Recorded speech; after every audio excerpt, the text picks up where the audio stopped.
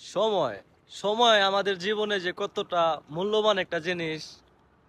আসলে আমরা সময়টা যে আমাদের হাতে রয়েছে আমরা এখন মূল্যবান দিতেছি না। যখন নাকি আমাদের সময়টা আস্তে আস্তে আস্তে আস্তে ফুরিয়ে যাবে, তখন আমরা বুঝবো যে আমাদের সময়ের মূল্য কত ছিল, কত সময় আমরা ব্যয় করছি, কত খারাপ কাজে। আবার অনেকেই কত সময় ব্যয় করছে কত ভালো কাজে।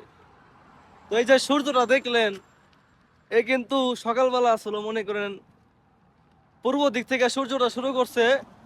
আর আস্তে আস্তে আস্তে আস্তে যখন নাকি সময়গুলা পার হইতেছে, তখন সূর্যটা অস্ত যাইতেছে পশ্চিম দিকে। এটাও আমাদের শিক্ষা নেওয়ার একটা জিনিস। কারণ এই যে যে আমাদের দেখেন সকাল থেকে সূর্য ওঠে, সূর্য অস্ত যায়, আবার রাত হয়ে যায়, আবার দিন হয়। এইভাবে কিন্তু আমাদের জীবন থেকে আমাদের সময়গুলো ফুরিয়ে যাইতেছে।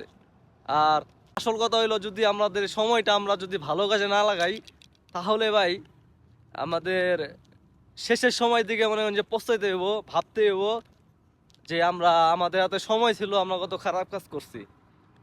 এই যে কত মানুষজন দেখতেছেন, তাদের হাতে সময় ছিল, অনেক কিছু ছিল তাদের হাতে, কিন্তু এখন আর তাদের হাতে সময় নাই, আর কিছু করার এখন ক্ষমতাও নাই।